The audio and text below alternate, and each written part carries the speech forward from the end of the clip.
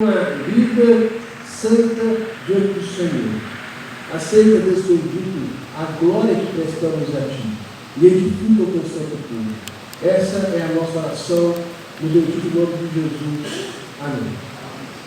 Meus irmãos, nós temos visto hoje em dia muitos crentes descompromissados com suas igrejas e com a fé no Senhor. Por isso, já há algum tempo nós também estamos meditando aqui nas cartas de Apocalipse sobre o perigo da mornidão espiritual, que, de modo geral, muitas igrejas elas têm enfrentado e que o próprio Senhor Jesus ele já tratou de alguns assuntos aqui com as igrejas de Apocalipse, com muitas exortações vindas da parte do Espírito Santo. Por isso que o Senhor Jesus sempre fala aí no final das cartas, o que eu tenho chamado aqui de o refrão do Espírito, que é: ouça, está aí?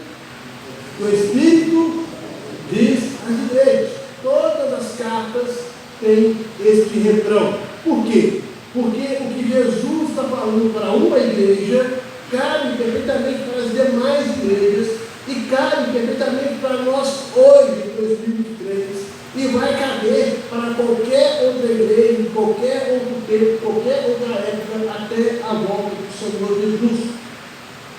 Quando nós estudamos essas cartas, nós vimos que a carta da igreja de Éfeso, olha aí no capítulo 2, dos versos de 1 a 7, nos mostrou que essa igreja era uma igreja que se descuidou. Nós chamamos essa igreja de uma igreja descuidada. E a exortação do Espírito Santo para igrejas descuidadas é que amar Jesus é a única solução para uma igreja descuidada. Em Apocalipse 2, dos versos 8 a 11, a carta da igreja em Esmirna, vimos que Jesus está elogiando, está aprovando essa igreja, e nós falamos então que essa igreja é uma igreja aprovada. Contudo, apesar de ser uma igreja aprovada, no mundo em que ela vivia, ela sofria muito, ou seja, ela passava por muitas provações. Então o Espírito Santo ensina para nós que uma igreja aprovada, ela passa por muitas provações e ainda assim ela é recompensada pelo próprio Jesus Cristo. Já em Apocalipse 2, dos versos 12 a 17, quando a igreja de Pérgamo, vimos que essa igreja foi considerada uma igreja contaminada. E o refrão do Espírito nos ensinou que só a espada da boca de Jesus é que purifica uma igreja contaminada. E hoje nós vamos ver um pouco aqui da igreja em Tiatira. E quando falamos em Tiatira, você que é um bom leitor da palavra de Deus, somente tem que ir lá para Atos dos Apóstolos, capítulo 16, verso 14, quando fala lá de certa mulher chamada Lídia, da cidade de Tiatira, vendedora de púrpura, que seria provavelmente uma das primeiras convertidas com as pregações do apóstolo Paulo lá em Filipos. É bem possível que a Lídia seja uma das fundadoras da igreja em Tiatira. E naquele período, década de 90, a igreja sofria muito com as pressões do Estado, com as pressões de sua cultura, e Tiatira não era diferente. Tiatira ficava junto às maiores rotas comerciais de sua época, e isso estimulava aquela cidade ao seu crescimento econômico. Aquela cidade, naquela época, primeiro século, década de 90, havia lá muitos artesãos, havia lá uma variedade de profissionais que trabalhavam ali em Tiatira, padeiros, pintores, curtidores, marinheiros, obreiros, oleiros de lã, linho, outros que trabalhavam com metal, principalmente com cobre. Enfim, Tiatira era uma cidade muito importante por sua questão industrial, sua questão comercial. Contudo, era uma cidade controlada por guildas, isto é, associações comerciais. A maioria das cidades tem as suas associações comerciais. Contudo, as guildas ali de Tiatira, ou essas associações comerciais de Tiatira, elas tinham os seus deuses patrões, ou, na linguagem de hoje, você vai entender muito bem, o seu padroeiro, como o deus Apolo e a deusa Artemis. E para participar dessas guildas, isto é, dessas associações comerciais, os associados que queriam lá vender os seus produtos eram obrigados a participar, a assistir cultos, festas em honra aos deuses, comer as carnes que eram dedicadas em seus deuses e ministrar essas carnes também nos seus templos, e também tinham que transigir, ou seja, aceitar a promiscuidade sexual. Havia ali prostitutas cultuais que adoravam os deuses com essa prática libidinosa. Era terrível, muito terrível. E os cristãos, então, que muitas vezes se recusavam a participar dessas festas, eles eram também proibidos de participar das guildas, das associações comerciais. Ou seja, o crente ali em Tiatira, aquele que não queria se envolver com os cultos pagãos, com os cultos promíscuos, com as festas em honra aos deuses, eles eram proibidos de vender e de comprar, e eram considerados ateus, isto é, avessos à sociedade do seu tempo. Era um agente alienígena, era estranho, porque eles não participavam da sociedade e da vida cultural do seu tempo. No entanto, conforme você pode ver comigo no verso número 20, deixa implícito aqui para nós que muitos crentes em Tiatira eram seduzidos por um ensino, por um falso ensino. Você vê no verso 20, você vai achar a frase, a praticarem prostituição e comerem comidas sacrificadas aos ídolos. Assim então, os crentes em Tiatira eram tolerantes com aquele ensino que seduzia os crentes a desviarem da pureza e tolerarem e praticarem as coisas do mundo. Assim, vemos aqui que Jesus está chamando essa igreja de uma igreja tolerante. A igreja de Tiatira é uma igreja tolerante com as coisas do mundo. E de forma análoga, hoje, muitas igrejas têm sido tolerantes com a vida mundana, participando de festas pagãs, festas juninas, Halloween, baladas, vícios, enfim.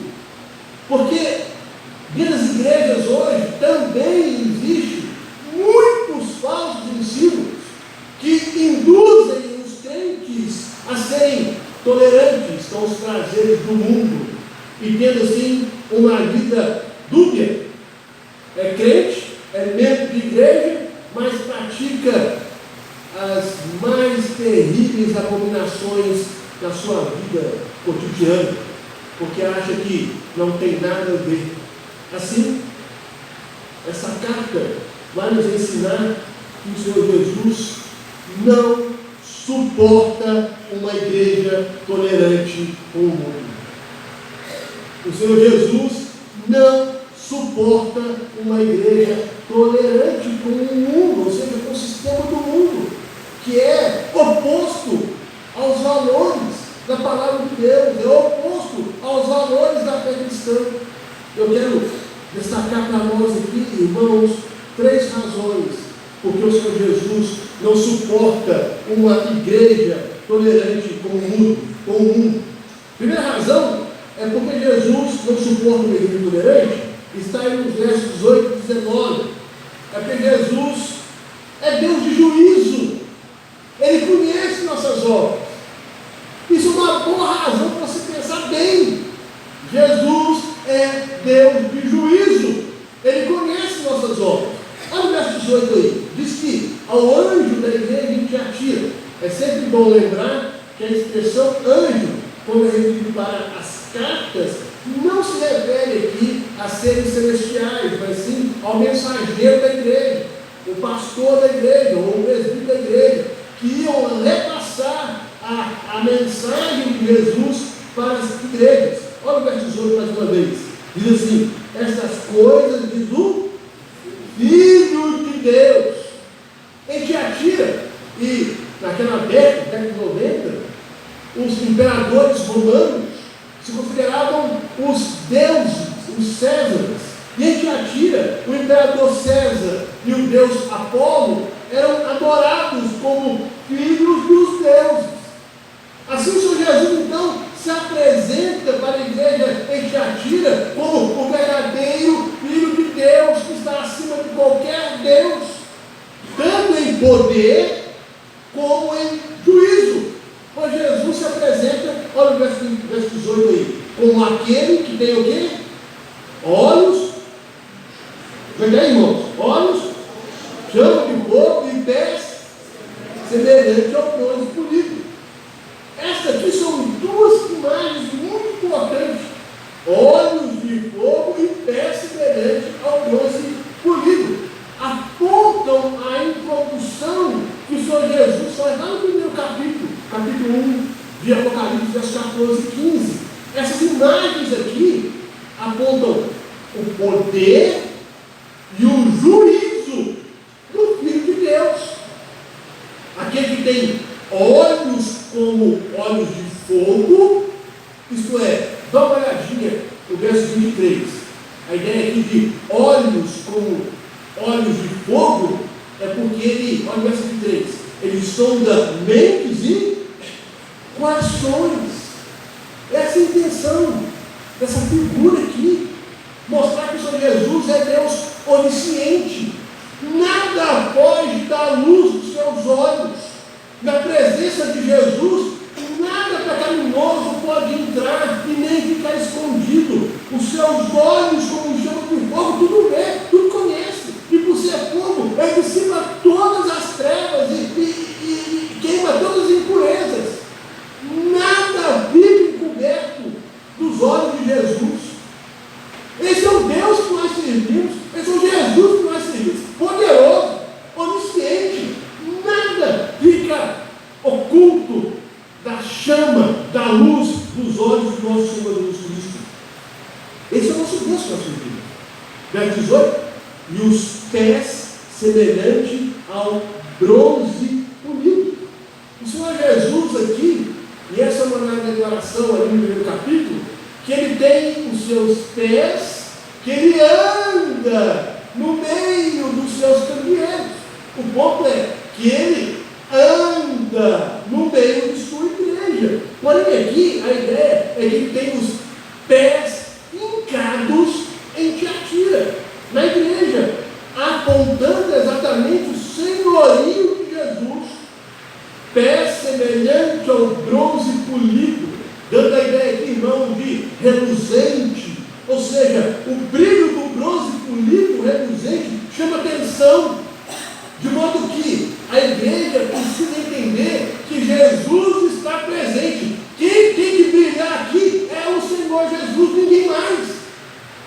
É Ele que brilha, Ele se destaca. E a ideia de os pés semelhante ao bronze polido também indica que essa liga de metal é durável. Essa imagem aqui aponta simbolicamente estabilidade, firmeza, solidez, dureza, algo que é impenetrável, força, que vai fazer contraponto, se você é um bom leitor da Bíblia, com aquela estátua lá do Antigo Testamento, da visão de Nabucodonosor, que quando ele vê aquela estátua, lá em capítulo 2, verso 33, aponta lá que os pés eram em parte de ferro e em parte de barro. Muito embora na visão de Nabucodonosor havia ferro, havia alguma força, aqueles pés eram frágeis, porque tinha mistura de barro. Barro é uma substância frágil, qualquer coisa você pode quebrar com barro, que é feito de barro. Já os pés de Jesus aqui não, eles são semelhantes ao bronze polido. A ideia de ser polido é para não haver nenhuma esfera oca nele, para ele ser tão liso, tão polido, que é para esmagar qualquer grão, qualquer semente, qualquer pecador que não se rende ao Evangelho. A ideia aqui é para esmagar de força. A ideia aqui, irmãos, essa imagem aponta que o Senhor Jesus é Deus de juízo. Ele veio, e seus pés são poderosos para esmagar. E quando ele vê, ele conhece a sua igreja, ele conhece os nossos feitos, ele conhece nossas obras, e por isso ele tem propriedade para dizer. Olha o verso 19 comigo aí, vamos juntos? Conheço o teu amor, a tua perseverança, as tuas últimas obras, mais numerosas que as primeiras. É claro que o Senhor Jesus aqui traz um elogio para a igreja, mas o ponto é que ele conhece a igreja de Tiatira, ele conhece a igreja central de Volta Redonda.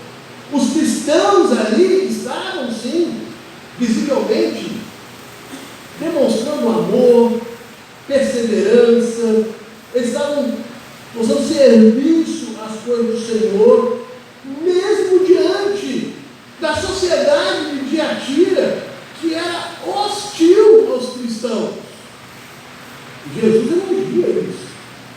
Contudo, pelo fato de dizer no verso 18 que tem olhos como chama de fogo, e no verso 23 dizer que ele sonda mentes e corações, é um indicativo aqui para nós que o Senhor Jesus sabia muito bem que alguns cristãos de Tiatira só demonstravam ser religiosamente aparentes, isto é, alguns crentes tinham apenas aquela capa de religiosidade, pois eles toleravam, eles transigiam, eles aceitavam o ensino e a prática de coisas imorais que ofendiam a honra de Jesus e a honra do Evangelho de Jesus.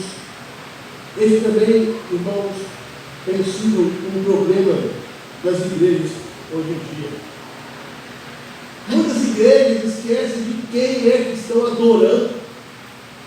A gente vem aqui muitas vezes mecanicamente para louvar, glorificar e adorar o Senhor, mas esquecemos quem é que você está adorando, que é exatamente um Deus poderoso, Filho de Deus, onisciente, onipotente, com olhos de fogo, com pé de bronze. Ou seja, o Deus que nós estamos servindo, e o Cristo que nós servimos aqui, ele é poderoso em juízo. E muitas vezes a igreja tem esquecido disso. Temos vivido uma vida aparentemente religiosa, mas quando deixamos os portões da igreja, temos uma vida muito moral, transigimos com a sociedade, achamos normal os relacionamentos de hoje em dia, seja na área comercial, sentimental,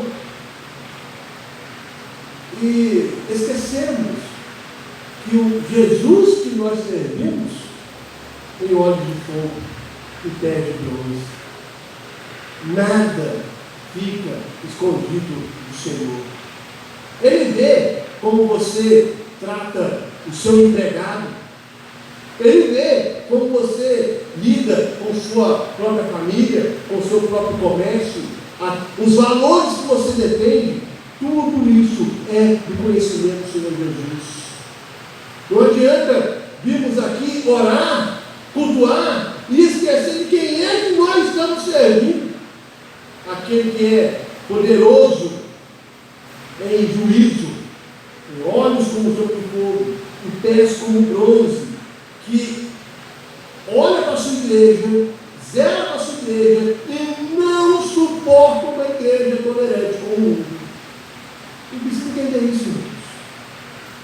O Senhor Jesus não suporta uma igreja tolerante como o mundo, porque o Senhor Jesus é Deus de juízo que conhece as nossas obras. Minha oração é que nós, como igreja, entendamos isso e tenhamos uma vida piedosa, não apenas aqui, mas também dos portões para fora, para a honra e glória do Senhor. Mas eu quero destacar aqui também, irmãos, outra razão por que o Senhor Jesus não suporta igrejas tolerantes. Versos agora 20 a 23. Porque Jesus ele é contra todo ensino que seduz para a prática do mal. Todo ensino que te leva a uma prática que despreza o Evangelho. Todo ensino que te leva a entender que tem nada a ver você ser crente aqui e ter uma vida promíscua lá fora. Jesus não é tolerante com ninguém, nenhum pastor, nenhum missionário, nenhum apóstolo, diz apóstolos, né, que dilui a seriedade do Evangelho. Olha aí comigo no verso 20. É isso que Jesus está dizendo aqui, ó. Tenho, porém, está aí? Tolerares que essa mulher de Isabel, está aí? Não somente ensine a praticar a prostituição e comer. Eu vou citar mais para frente, mas é um problema que você vai ver aqui nas cartas. Isto é, essas cartas estão sempre apresentando aqui os crentes e seus falsos ensinos. E é muito interessante porque a igreja naquele período estava sendo oprimida pelo mundo, perseguida. Mas o Senhor Jesus está tratando de doutrinar. E aqui há falsos pastores, há falsos mestres ensinando na igreja. E aqui em Tiatira há uma mulher que estava ensinando que a imoralidade não é um assunto tão sério que a igreja tinha que se preocupar. Ela também ensinava aos crentes que eles poderiam sim aderir às práticas das guildas, das associações comerciais, que tinha nada a ver ele lá participar das festas regadas ao deus Baco. Sabe como é que chama, né? O bacanal, repleto de vinhos. Tinha nada a ver honrar os padroeiros, isto é, os deuses patronos das guildas de suas cidades. Ela ensinava, não, pode sim, participa, para que vocês sejam aceitos também pela sociedade. Esta mulher aqui é denominada como Jezabel. Ela persuadiu então a igreja a envolver-se claramente com relações sexuais ilícitas nos tempos pagãos. E aí também comer a comida sacrificada e que era oferecido ali nos cultos pagãos. No Antigo Testamento, você leu conosco na nossa liturgia sobre Jezabel, a esposa de Acabe, uma rainha pagã de Israel. Ela instituiu com o rei Acabe e persuadiu o povo de Israel a cultuar o deus pagão Baal. Lembra dos profetas de Baal? Então Elias era quem pregava contra Acabe e contra Jezabel. Ela também incitava o povo a adorar a deusa Ashera. E muitos postos ídolos foram feitos ali no entorno de Israel por causa de Jezabel. E essa mulher de Tiatira aqui, ela se autodenomina uma profetisa. Alguns até acreditam que poderia ter sido a esposa do pastor, do anjo da igreja, ou do presbítero da igreja, porque ela é uma mulher que está ensinando. Ela tem influência no ensino, ela é uma mestra no ensino aqui da igreja de Tiatira. E você percebe que há aqui uma advertência de Cristo contra isso. O fato que acontece, irmãos, em geral, é que nas cartas das igrejas de Apocalipse, os falsos mestres estão sempre ali, sempre tentando enganar os crentes. No verso 14, aí no capítulo 2, você vai encontrar aí os falsos mestres, denominados da doutrina de Balaão. Depois dos versos 6 e 15, os Nicolaitas. Todos os dois nós já comentamos aqui antes. E agora no verso 20, de Jezabel. Os mestres aqui tinham o mesmo objetivo: enganar o povo, persuadir o povo a adotarem um estilo de vida duplo, ou dúbio pelo menos. Ou seja, que permitiam que os crentes fossem aceitos na sociedade. Isto é, eles poderiam ser membros da igreja de Tiatira e também eles poderiam participar das guildas, participar dos cultos pagãos, participar daquela orgia que era oferecida ali aos participantes associados das associações comerciais. Eles poderiam então, ela ensinava que eles poderiam ser membros da igreja e participar dos cultos pagãos, para que eles não fossem vítimas de retaliação, como eram, porque eles poderiam ser membros da igreja e também serem associados das guildas, e aí não precisavam mais sofrer retaliações por serem cristãos. Contudo, meus irmãos, isso cabe para hoje, agora. O Senhor Jesus não muda o seu discurso. Ele já falou no seu sermão da montanha que ninguém pode servir a dois senhores. E Tiago vai reforçar isso. Nós lemos aqui na nossa liturgia, Tiago 4, verso 4, quando ele acrescenta: infiéis, não compreendeis que a amizade do mundo é inimiga de Deus? Aquele, pois, se quiser ser amigo do mundo, vai estar lá, constitui-se o quê? Não tem meu tempo, meu irmão. Não dá para exigir, não dá para achar normal as coisas do mundo empurram para a igreja. Ou pior ainda, que você acha que lá é normal. Não dá. Exatamente porque o Senhor Jesus não suporta uma igreja tolerante com o mundo. E ele não tolera uma igreja que o seu ensino seduz a questões de prática imorais ou a prática do mal. Só que esse texto também tem um lado muito positivo. Ao mesmo tempo que o Senhor Jesus está cobrando para que a igreja não caia nessa esparrela, ele também tem sido aqui muito longânime com os falsos mestres. Em geral, o Senhor Jesus é sempre assim. Ele sempre é misericordioso. Só que os falsos mestres, em geral, são orgulhosos, não aceitam correção. Olha aí o verso 21, como é que está aí?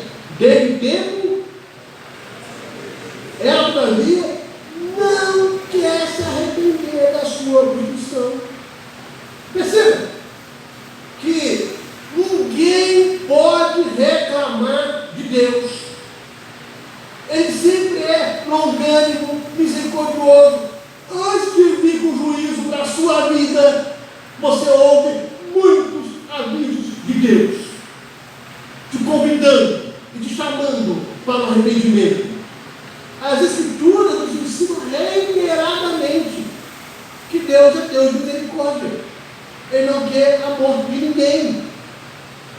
Todavia, quando o pecador rejeita o chamado do Evangelho, rejeita o chamado arrependimento, quando o pecador rejeita os apelos, as advertências de Deus, o que ele quer? Juízo do Senhor. E o juízo vem, irmão. De Deus não se zomba. Não se zomba. O Senhor Jesus não suporta o ensino que seduz a igreja, a prática mundana. E o convite aqui, antes do juízo, é para se arrepender. Mas quando o juízo, não se arrepende, o juízo vem. Mas o convite de arrependimento. Olha o verso 22. Eis que apróstito de cama, bem como em grande tribulação, os que com ela adulteram, vai cair? Caso não se arrependam. Percebe? O convite sempre é de nem se arrepende. Toda a Escritura trabalha com isso. Arrependimento. Está pendendo pelo caminho errado, você então arrepende ao lado de Deus. Se você não se arrepende, você não pode reclamar das consequências do juízo de Deus. Aqui quer dizer que vai prostrar de cama aqueles que não se arrependem, e o verso 23 é mais duro: matarei os seus filhos, e todas as igrejas conhecerão que eu sou aquele que sonda mentes e corações. Vem aí? Irmãos, de Deus não se zomba. De Deus não se zomba. E esses versos aqui, eles estão em sintonia com o verso 18, onde Cristo se apresenta como um filho de Deus, que tem olhos como chama de fogo e pés como 12 polidos. Isto é, não podemos enganar o Senhor Jesus. Ele conhece muito bem o nosso coração, nossa mente. E a exortação aqui é: fujam de todo ensino que te iluda a praticar o mal. E hoje, irmãos, é tanta coisa sendo proposta para a igreja, desde aceitarmos relacionamentos homoafetivos, casais que não querem consertar sua vida conjugal. Percebe? É tanta coisa que a igreja sofre pressão da sociedade e muita gente acha que não tem nada a ver. Eu posso ter minha vida promíscua e ainda ser membro da igreja. E aí, quando a igreja vem com a disciplina, a igreja quer ruim ainda. Irmãos, fujam de ensinos, de doutrinas que fazem você diluir a seriedade do Evangelho. O Evangelho é muito caro para que possamos tratá-lo com desdém.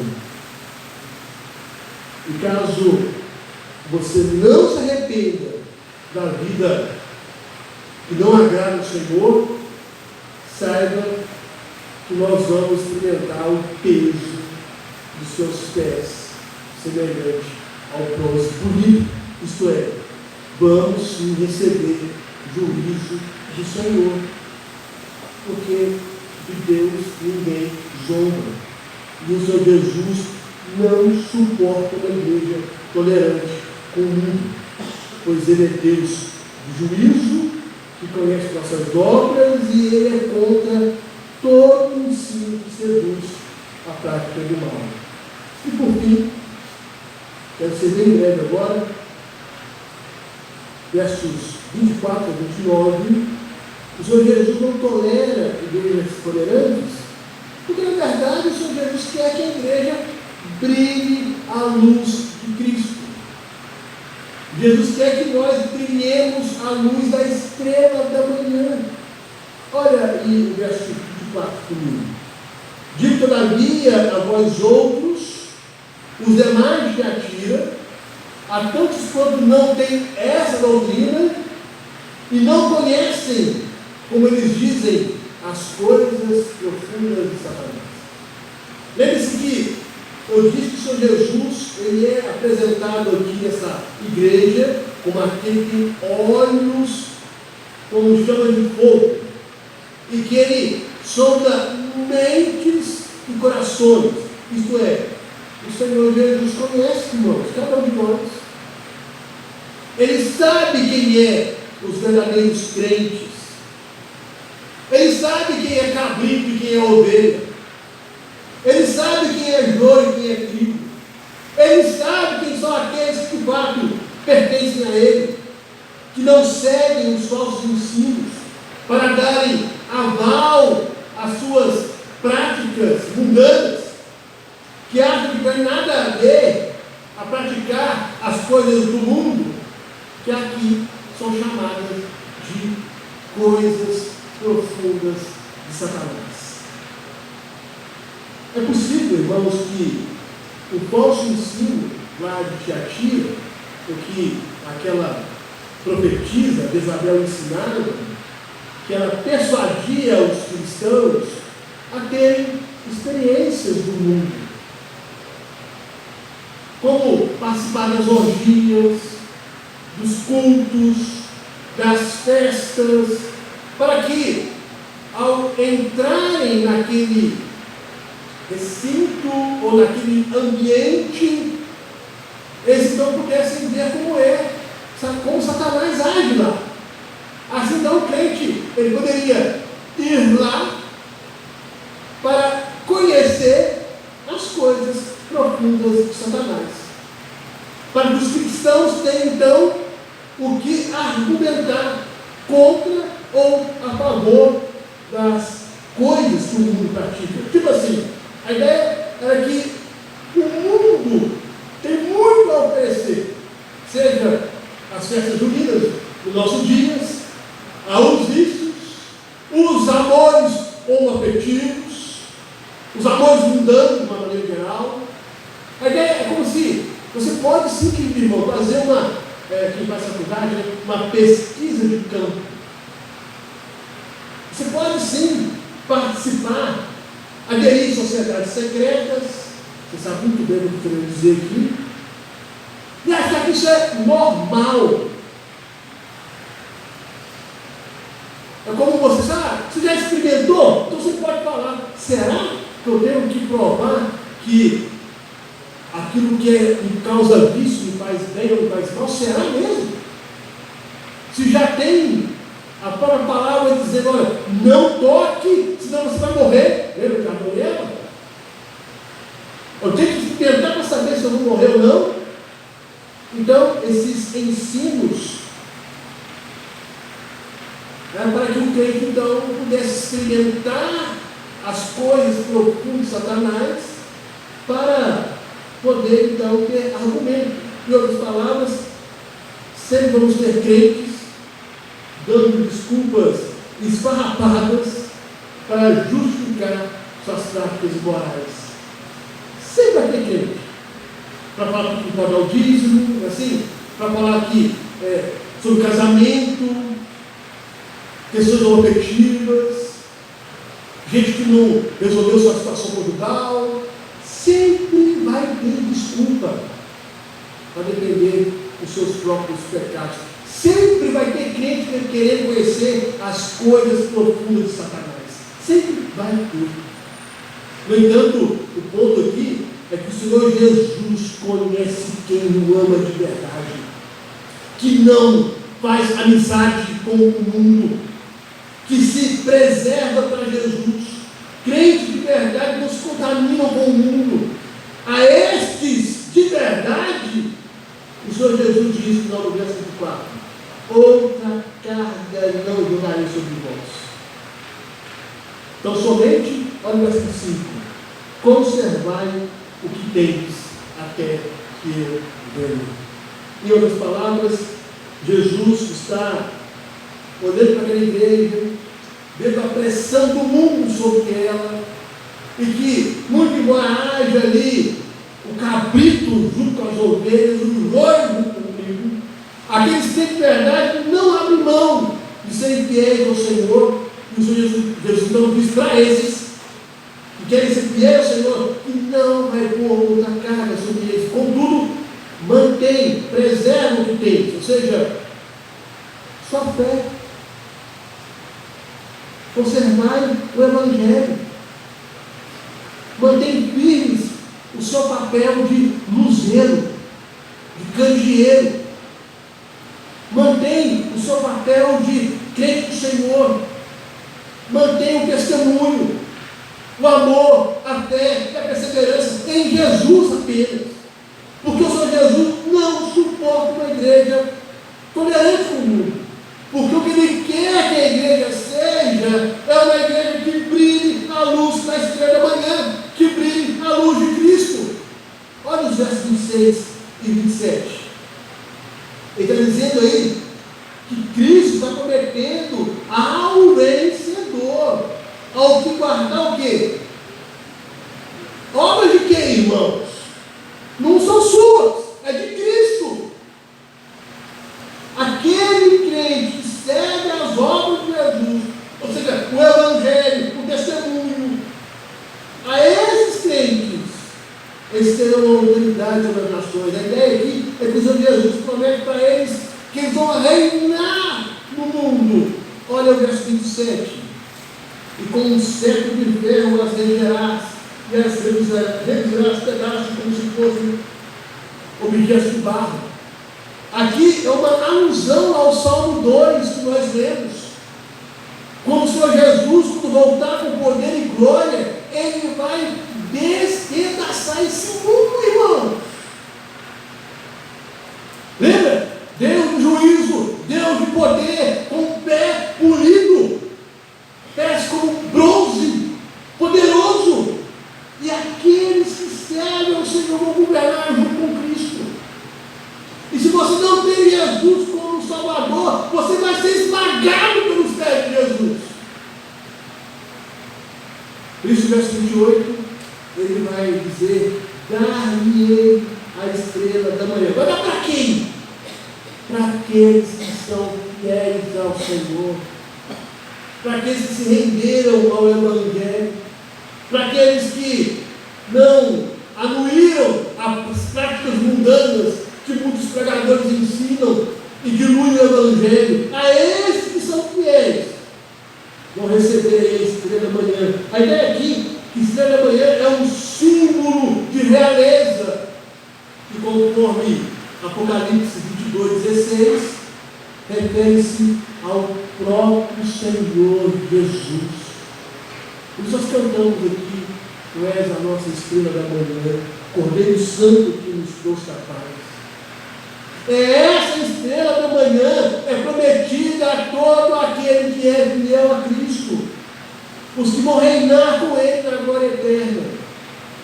E por isso, novamente, termina o texto dizendo: quem tem ouvidos, está aí? Ouça o que o Espírito diz às igrejas. E o que está ensinando para nós hoje?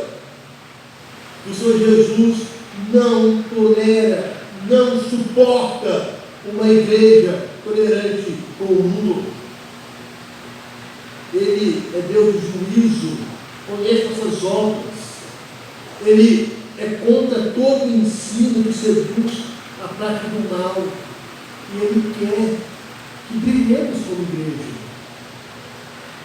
Concluindo, irmãos, verso 19, mais uma vez, ele está reforçando, quer reforçar que Ele é Deus juízo e conhece nossas obras. É claro, irmãos, o Senhor Jesus conhece nossa igreja. Ele sabe que a igreja nos nossos dias, ela enfrenta muitas pressões vindas do mundo. Eu sei que muita coisa nos atropela. Contudo, se você olhar com calma o verso 19, há aqui um apelo de Jesus também para que nós continuemos. Você precisa, é crucial para nós mantermos o amor, a fé, o serviço, a perseverança. E Jesus está vendo. E há, sim, com certeza, essa necessidade da igreja de sermos perseverantes no amor, na fé, no serviço. E como que nós estamos sempre indolentes com o serviço, irmão? Como que nós temos sido uma igreja morna espiritualmente, que é o tema das nossas mensagens aqui? Olha como que tem os bancos vazios, poderiam estar mais cheios, que nós também deixamos de fazer a nossa parte de serviço, de pregar o Evangelho, de convidar pessoas, de amar essa igreja, de fazer com que o Evangelho chegue aos nossos vizinhos e amigos. Olha os trabalhos de durante a semana, que tristeza que é para nós. Deve gente que toca tudo, mas não percebe. É uma pena. Mas o Senhor já está vendo as nossas obras. Ele conhece os nossos corações. E vai cobrar de cada um de nós. Mas eu quero que ele nos anime. Que ela entenda que é preciso sim perseverar no amor, na fé, no serviço e na perseverança, para que Deus seja glorificado em nós. É claro que nós vivemos num mundo cheio de filosofias, movimentos heréticos, ensinos. Hoje tem gente propondo releitura da palavra de Deus. Pouco tempo agora, nós vimos no Instagram uma igreja onde a mesa do Senhor é coberta com a bandeira do arco-íris. LGBTQIA+, que hoje letra lá, transigindo com o pecado e gente aceitando no nosso meio. É uma vergonha. Tem que achar normal aquilo que a Bíblia ensina e aceita com muita naturalidade. Não caiam no ensino que nos conduz à prática do mal. E por fim, irmãos, o Senhor Jesus quer que a igreja de Cristo mantenha o seu papel de candeeiro, de lâmpada, de luz, porque Ele é a luz do mundo, como nós cantamos aqui no nosso hino 113. Ele é a brilhante estrela da manhã. Ele é o nosso consolador amado, nosso protetor do mal. Ele pode dar alívio ao nosso pesar, mas Ele quer que a nossa igreja brilhe a luz da estrela da manhã. Meus irmãos, meu desejo é que nós saiamos aqui desafiados, para que nós sejamos uma igreja que tolera as coisas do mundo, mas que sejamos uma igreja que entenda o senhorio de Jesus em nossas vidas, sejamos uma igreja que zele pelo ensino, que honra e glorifica o Senhor, e que sejamos uma igreja que realmente brilha a luz da estrela da manhã. Amém? Vamos cantar aquele cântico que nós cantamos aqui, o cântico com a estrela da manhã, Glória a nossa estrela da manhã. Quero convidar o nosso grupo de louvor, e com essa canção nós vamos cantá-la de pé, já nos preparando para o final do nosso culto, receber a bênção apostólica e cantar com o Filho de Amor. Vamos, junto com o nosso grupo de louvor, cantar essa bela canção.